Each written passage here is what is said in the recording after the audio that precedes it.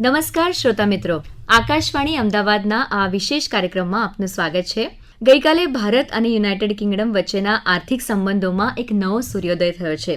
Bharat UK વેપાર કરાર હવે અમલમાં આવી ગયો છે.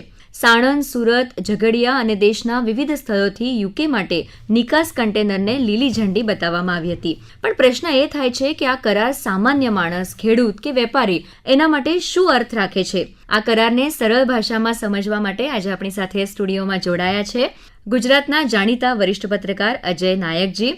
અજયજી, ખૂબ ખૂબ સ્વાગત છે આપનું આજના આ કાર્યક્રમમાં. સૌથી પહેલા તો હું આપને પૂછવા ઈચ્છું છું કે સામાન્ય શ્રોતાઓ માટે આ CETA જે કોમ્પ્રિહેન્સિવ ઇકોનોમિક ટ્રેડ એગ્રીમેન્ટ છે એ શું છે અને ભારત અને યુકે બંને દેશોના વેપાર માટે આ કેટલો મહત્વનો છે? પહેલાં તો એક વસ્તુ આપણે સમજવી પડશે કે આ જે એગ્રીમેન્ટ થયો છે તો લગભગ તમે એનો ઇતિહાસ જોશો તો લગભગ 8 રાઉન્ડ મિટિંગના થયા બંને દેશો વચ્ચે, ને પછી આ એગ્રીમેન્ટ પણ ગયા વર્ષે લગભગ આ જ ગાળામાં જુલાઈ મહિનામાં બ્રિટનના વડાપ્રધાન અને આપણા વડાપ્રધાન શ્રી નરેન્દ્ર મોદીની હાજરીમાં બંને દેશોના વાણિજ્ય પ્રધાનોએ આ કરાર કર્યો. એક વર્ષ પહેલા આ થયેલો કરાર, એનો અમલ આપણે જોઈએ છે કે ગઈકાલથી અમલ શરૂ થયો. મતલબ કે આ એટલો કોમ્પ્લિકેટેડ ટ્રેડ એગ્રીમેન્ટ છે કે એનો અમલ કરતાં પણ આપણને એક વર્ષ લાગી ગયું. લગભગ બ્રિટનમાં આપણે 99% વસ્તુઓની ડ્યુટી ઘણી બધી ઘટી ગઈ છે. એવું જ બ્રિટનથી આયાત થતી 90% વસ્તુમાં ડ્યુટી ઘટી ગઈ છે. બીજું કે આ FTA નથી, જેને આપણે ફ્રી ટ્રેડ એગ્રીમેન્ટ કહીએ છીએ, એ આ નથી. એટલે બીજી ભાષામાં એવું કહી શકીએ કે FTAમાં જે કેટલાક લાભ મળતા હોય છે એવા ચોક્કસ લાભો આ CETA ઉપયોગે આપણને મળવાના નથી. બરાબર. તો નિકાસમાં મળનારા જે લાભ છે, આ તમે જે કહો છો એ પ્રમાણે આ કરારની વિશેષતા છે. તો જેમ તમે વાત કરી કે 99% નિકાસ પર ડ્યુટી ફ્રી એક્સેસ મળ્યું છે, આનાથી ભારતના કયા કયા ક્ષેત્રોને લાભ થશે? ખાસ કરીને ટેક્સટાઇલ, જ્વેલરી, જે આપણે ત્યાં ચર્મોદ્યોગ બહુ ચાલે છે, એની જે ઉત્પાદનો છે એને આપણને લાભ થશે. સર્વિસ સેક્ટરમાં ઘણો ફાયદો થવાનો છે. સર્વિસ સેક્ટરમાં તમે જુઓ કે IT પણ સર્વિસ સેક્ટરમાં આવી જાય છે. તો જે આઈટીમાં આપણી ભારતીય કંપનીઓ ઘણી અગ્રેસર છે, તો બ્રિટનની જે કંપનીઓ છે એની IT સર્વિસ આપણને ઝડપથી મળી શકે એમ છે. બરાબર. અને આપણે હવે ગુજરાતના મહત્વની વાત કરીએ કે ગઈકાલે ગુજરાતના સાણંદ છે, સુરત છે, ઝઘડિયા છે, ત્યાંથી વિવિધ કંપનીઓનું જે કન્સાઇનમેન્ટ છે યુકે મોકલવામાં આવ્યું છે, એમાં ઘણી વસ્તુઓનો સમાવેશ હતો. તો ગુજરાત માટે આ કરાર કેવી રીતે મહત્વપૂર્ણ છે અને ગુજરાતના પર્સ્પેક્ટિવથી આપણે જોઈએ તો કયા કયા ક્ષેત્રો એવા છે? કારણ કે વચ્ચે જે વૈશ્વિક પરિસ્થિતિ બદલાઈ હતી એના લીધે ગુજરાતના ઘણા જે ઉદ્યોગો છે એને થોડુંક નુકસાન થયું હતું. તો એની સામે અત્યારનો આ જે કરાર છે એ ગુજરાત માટે કેટલો મહત્વપૂર્ણ સાબિત થશે? આપણે જે સ્થળના નામ લીધા, સુરત છે કે સાણંદ છે કે દહેજ છે, એ આપને પણ ખ્યાલ હશે કે આ બધા જ ક્ષેત્રોમાં ટેક્સટાઇલ, કેમિકલ, એ ઉપરાંત ફૂડ પ્રોસેસિંગ, એ બધા ચીજ વસ્તુનું ઉત્પાદન થાય છે. ને સુરત આપણું ટેક્સટાઇલ હબ ગણાય છે. ને આપને ખ્યાલ હશે કે નવસારી પાસે અત્યારે એક PM મિત્રા ટેક્સટાઇલ પાર્ક બની રહ્યો છે. તો એ બધાને કારણે ગુજરાતના ખાસ કરીને જે નિકાસકારો છે અથવા ઉત્પાદકો છે આ બધી ચીજ વસ્તુના, એમને ઘણો ફાયદો થઈ શકે એમ છે. દહેજમાં આપણે કેમિકલ બંદર બનાવેલું છે, તો ત્યાંથી પણ ઘણા બધા કેમિકલ આપણે એક્સપોર્ટ કરીએ છીએ. એ જ રીતે સાણંદમાં પણ આપણે સેમિકન્ડક્ટર પ્લાન્ટ, ઘણા બધા 2-3 કંપનીઓ સેમિકન્ડક્ટર પ્લાન્ટ નાખ્યા છે. તો આ બધાને કારણે આ જે બધી કંપનીઓ અથવા ઉત્પાદકો છે એને ચોક્કસપણે ફાયદો થશે. બરાબર. અને બીજી વસ્તુ મારે પૂછવી છે કે જે સંવેદનશીલ ક્ષેત્રો છે, જેમ કે કૃષિ હોય, ડેરી હોય, એ ભારતની દૃષ્ટિએ બહુ મહત્વપૂર્ણ એવા ક્ષેત્રો છે. તો એવા ક્ષેત્રો પર આ કરારની કઈ અસર પડશે? કેવી રીતે? તો સરકારનો દાવો એવો છે કે આપણા ખેડૂતો અને ખાસ કરીને જે પશુપાલનમાં રોકાયેલા જે આપણા પશુધનના માલિકો છે એમને કોઈ આડઅસર નહીં થાય એ રીતે પ્રકારના કરાર કરાયેલા છે. પરંતુ કોઈ પણ સરકાર જ્યારે આ પ્રકારના એગ્રીમેન્ટ કરતી હોય છે ત્યારે પોતાના દેશના ઉત્પાદકોનું પણ હિત જોતી હોય છે. એટલે આપણે ચોક્કસપણે આપણા પશુપાલકો માટે અમુક એવા સેફગાર્ડ રાખ્યા છે કે જેથી કરીને બ્રિટનની જે ડેરી ઉત્પાદનો છે અથવા ચોકલેટ્સ જે છે એ બધું આપણે ત્યાં એકદમ એનું અતિક્રમણ ન થાય. કારણ કે આપણા ભારતમાં અને ખાસ કરીને ગુજરાતમાં અમૂલ જે રીતે કામ કરી રહ્યું છે અથવા તો અમૂલ જે રીતે પોતાની પાંખો વિસ્તારી રહ્યું છે, તો એ અમૂલ તો આપને ખબર છે કે સહકારી ધોરણે ચાલતું ને માત્ર ખેડૂતોની કંપની છે. તો સ્વાભાવિક છે કે ખેડૂતો અને પશુપાલકોનું હિત જોખમાય નહીં એ માટે સરકારે એમાં કેટલાક નિયમો અથવા તો શરતો રાખી જશે. બરાબર. અને ભારતના ખેડૂતોની આપણે વાત કરીએ તો ખેડૂતો માટે બ્રિટનનું માર્કેટ આજે આ કરારથી ખુલી ગયું છે એવું આપણે કહી શકાય? કંઈક અંશે કહી શકાય, એટલા માટે કે બ્રિટનમાં આપણે જે વસ્તુ મોકલીએ એ વેલ્યુ એડેડ થઈને થવાની છે. ગુજરાતનો ખેડૂત કે ભારતનો ખેડૂત પોતાની જે વસ્તુ જ્યારે સ્વદેશી માર્કેટમાં વેચે છે અથવા તો એ વિદેશી માર્કેટમાં વેચે છે તો બંનેના ભાવમાં ફરક રહેવાનો છે. ને બ્રિટનમાં આપણને ફાયદો એ છે કે જે સ્થાયી થયેલા લોકો છે, અત્યારે તો કદાચ ભારતીયોની ત્રીજી ચોથી પેઢી ત્યાં આવી ગઈ છે, તો એ બધા પણ એક જમાનામાં સમગ્ર આફ્રિકા બ્રિટિશ કોલોની હતું, તો ત્યાંથી લોકો માઇગ્રેટ થઈને બ્રિટનમાં વસેલા છે, લંડનની આજુબાજુમાં. તો એને કારણે પણ આપણા ઉત્પાદકોને ફાયદો થવાનો છે. એટલે ભારતના અથવા તો કહો ગુજરાતના ઉત્પાદકો કે ખેડૂતો માટે એક મોટું વૈશ્વિક બજાર ઉપલબ્ધ થઈ રહ્યું છે. બરાબર. આપણે ફળ હોય કે શાકભાજી હોય કે ઘણા બધા પ્રોડક્ટ્સ જે છે એ આજે આપણે સહેલતાથી એનો નિકાસ કરી શકીએ. તો આ તો વાત એમાં સ્પષ્ટ થાય છે કે મોટી કંપનીઓને કે ખેડૂતોને આપણે વાત કરી કે એમાં લાભ થશે, પણ આપણે ગુજરાતના MSMEની વાત કરીએ તો નાના ઉદ્યોગકારો માટે આ કરારનો કોઈ ખાસ એમાં તકો ઉપલબ્ધ છે કે પોતાનો માલ એ લોકો પણ યુકેમાં વેચી શકે એવી રીતની કોઈ વ્યવસ્થા આ કરારમાં? આપે જે MSMEની વાત કરી તો ગુજરાત ફાર્માસ્યુટિકલ ક્ષેત્રે પણ પાયનિયર ગણાય છે. બરાબર. તો કેમિકલ, ફાર્માસ્યુટિકલ એ બધી વસ્તુઓ ગુજરાતીના ઉદ્યોગપતિઓના લોહીમાં છે. એટલે એ લોકો જે ફાર્મા પ્રોડક્ટ અત્યારે બનાવે છે તો એને માટે મને એવું લાગે છે કે એ લોકો માટે બહુ મોટી તક રહેલી છે. આ ઉપરાંત મશીનરી પાર્ટ્સની પણ અમુક મોટી તક રહેલી છે, કારણ કે જેટલા પણ ડેવલપ કન્ટ્રીઝ છે, વિકસિત દેશો છે, એ લોકોએ પોતાને ત્યાં પર્યાવરણ હોય કે પ્રદૂષણને કારણે કે કોઈ પણ કારણસર અથવા તો ત્યાં જે કેટલીક મૂવમેન્ટ ચાલતી હોય છે એને કારણે અમુક ઉત્પાદનો અટકાવી દીધા છે. બરાબર. અને આપણે આ કરારની વાત કરીએ તો એક શબ્દ જે છે DCC, જે ડબલ કોન્ટ્રીબ્યુશન કન્વેન્શન કરાર, એની ખૂબ ચર્ચા અત્યારે ચાલી રહી છે. તો અમારા શ્રોતાઓને આપ સમજાવજો કે આ કોન્સેપ્ટ શું છે અને ભારતના જે પ્રોફેશનલ્સ છે જે UK જાય છે તો એને આ કરારથી આર્થિક રીતે કેવી રીતે ફાયદો થશે?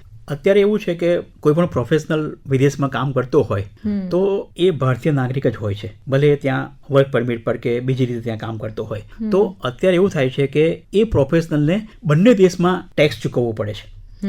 કંપની પણ લે છે ને એને પોતાને પણ પર્સનલ ટેક્સ પણ આપવું પડે છે. હવે શું થશે કે આ કરારને કારણે બંને દેશોમાંથી ગમે ત્યાં તમે કામ કરતા હશો તો એનો જે એમ્પ્લોયર છે, તમે જે જ્યાં નોકરી કરતા હો, એ કંપની એ માત્ર એક જ જગ્યાએથી તમારી પાસે વસૂલ કરી શકશે. એને કારણે પ્રોફેશનલને મોટો ફાયદો એ થશે કે અત્યારે જેને આપણે ડબલ ટેક્સ ચૂકવણી કહીએ છીએ એમાંથી બચી જશે. ને ઉપરાંત કંપનીઓ માટે શું થશે કે બધું કાગળ કામ ઘણું બધું ઘટી જશે. બરાબર. એટલે પ્રોસિજરલ જે છે એ બધું પતી જશે. બરાબર.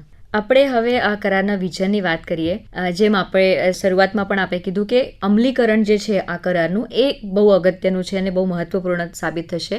તો અમલીકરણ પછી ભારત અને UK વચ્ચેના જે દ્વિપક્ષીય વેપાર છે એની ઉપર કેવી રીતે અસર થશે? કારણ કે અત્યારે જે વિઝન છે એ તો એમ કહે છે કે 2030 સુધીમાં વેપાર જે છે બમણો કરવાનો લક્ષ્યાંક છે. તો એ કેટલું વાસ્તવિક છે અને તેનાથી આપણા દેશના અર્થતંત્ર પર કેવી અસર થશે? આમ તો એવું કહે છે કે $100 બિલિયન નો વેપાર કરવાનો આપણો લક્ષ્યાંક છે. બરાબર. પણ એક ઠેકાણે એવું પણ આવ્યું છે કે આ કરારથી બ્રિટનનું અર્થતંત્ર એના GDPમાં 1.06% વધારો થશે, જ્યારે ભારતના અર્થતંત્રમાં 0.06% વધારો થશે. એટલે આંકડા જોઈએ તો આપણને એવું લાગે કે ભારતને ઓછો ફાયદો થવાનો છે, બ્રિટનને સૌથી વધારે ફાયદો થવાનો છે. પરંતુ કરારના અમલીકરણ અને મને એવું લાગે છે કે આપણે ભારતીયો કોઈ પણ વસ્તુના અમલીકરણમાં બહુ કુશળ છીએ. ઉપરાંત આપણને બહુ ઝડપથી કોઈ પણ વેપાર જે ટ્રેડ ઓપોર્ચ્યુનિટી હોય છે એ આપણને પકડી લેતા આવડે છે. તો એ દિશામાં જો આપણા જે MSME ના ઉત્પાદકો છે અથવા તો આપણે અગાઉ જે વાત કરીએ કેમિકલ કે ફાર્માવાળા, IT સર્વિસવાળા, ટેક્સટાઇલવાળા, એ લોકો જો આ વસ્તુ પકડી લેશે તો મને એવું લાગે છે કે આ ભલે અંદાજો હોય પણ અંદાજોને આપણે ઓવરકમ કરી શકીએ એમ છીએ. બરાબર. અને ગઈકાલે ડેપ્યુટી હાઈ કમિશનરના બોલવામાં પણ આ વાત આવી હતી કે બંને દેશોના અર્થતંત્રને જે છે 5% તો ફાયદો થવાનો જ છે. તો હવે જેમ શરૂઆતથી આપણે વાત કરી રહ્યા છીએ કે કોઈ પણ કરાર હોય તો એના અમલીકરણમાં ઘણા બધા પડકારો રહેતા હોય છે અને એના માટેની તૈયારીઓ પણ બહુ જ અગત્યની હોય છે. તો જ આ કરારની સફળતા એના ઉપર નિર્ભર હોય છે. અને આ કરારની પર્ટિક્યુલરલી આપણે વાત કરીએ તો ગુણવત્તા, આ શરૂઆતથી આપણે આના પર વાત કરતા આવ્યા છીએ કે એના ઉપર આ કરારની ખરેખર સફળતા નિર્ભર છે. તો આપણા નિકાસકારોએ યુકેના આંતરરાષ્ટ્રીય માપદંડોને પહોંચી વળવા માટે શું તૈયારીઓ કરવી પડે એવું આપને લાગે છે? એક તો મને એવું લાગે છે કે આપણા જે ઉત્પાદકો છે પોતાની જાતને એમને શિક્ષિત કરવી પડશે, એજ્યુકેટ કરવી પડશે. એ ઉપરાંત આપણા જે કામકાજના સ્થળો હોય છે એને આપણે આંતરરાષ્ટ્રીય ધારાધોરણ મુજબના બનાવવા પડશે.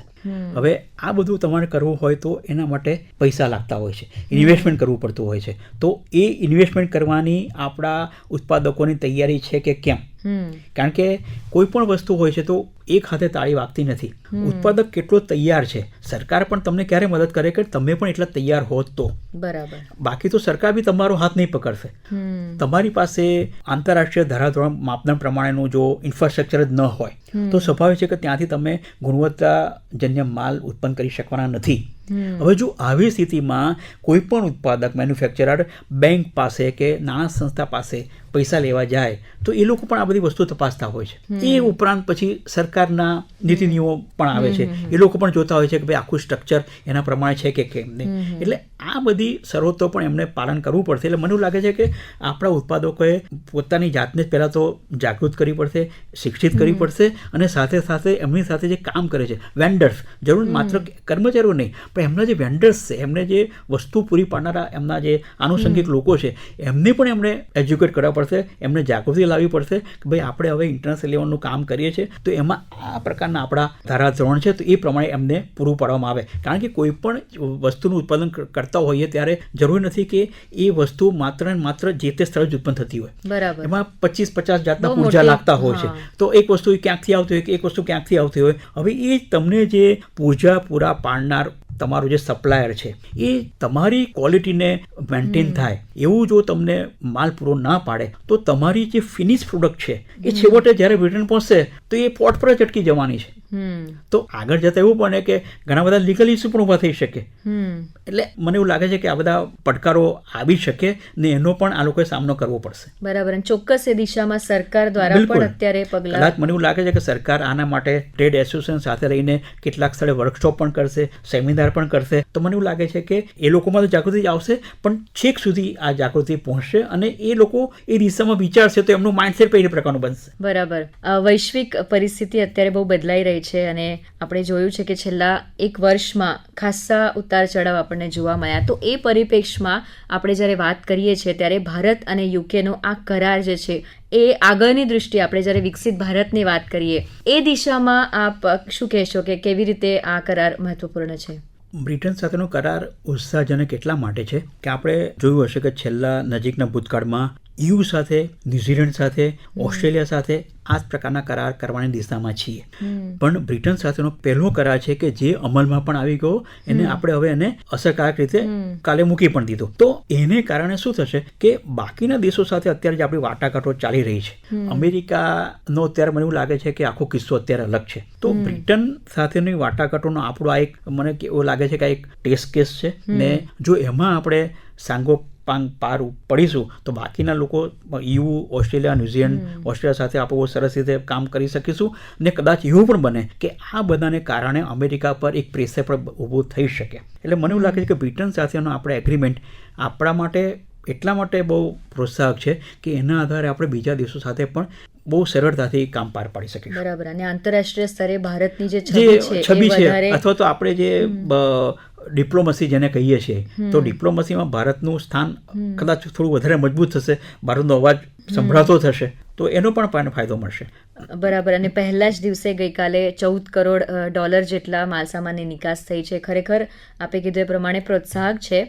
અજયજી, આપે ખૂબ જ સરળ શબ્દોમાં આ આર્થિક કરારને અમારા શ્રોતાઓને સમજાયો. અને શ્રોતા મિત્રો, ભારત અને UK એના વચ્ચેનો જે આ સેટા જે કરાર છે એ માત્ર કાગળ પરનો કરાર નથી પરંતુ ભારતના ઉદ્યોગ સાહસિકો માટે વૈશ્વિક દરવાજા ખોલવાની એક સુવર્ણ તક છે અને જેનો લાભ ખરેખર દરેકે લેવો જોઈએ. પણ જેમ અજયજીએ કીધું એ પ્રમાણે એના માટે સૌથી અગત્યનું આજે આપણા માટે છે કે ગુણવત્તા જાળવી રાખીને આપણે વૈશ્વિક બજારમાં નિકાસ કરવાની છે. તો એ દૃષ્ટિએ આપણે ઉત્પાદન કરવું પડશે. ગઈકાલે રવાના થયેલા જે કન્સાઇનમેન્ટ છે એ માત્ર શરૂઆત છે.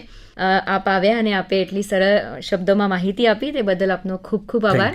શ્રોતા મિત્રો, આ સાથે જ આ કાર્યક્રમ અહીં પૂર્ણ કરીએ છીએ. ફરી મળીશું નવા અંક સાથે. નમસ્કાર.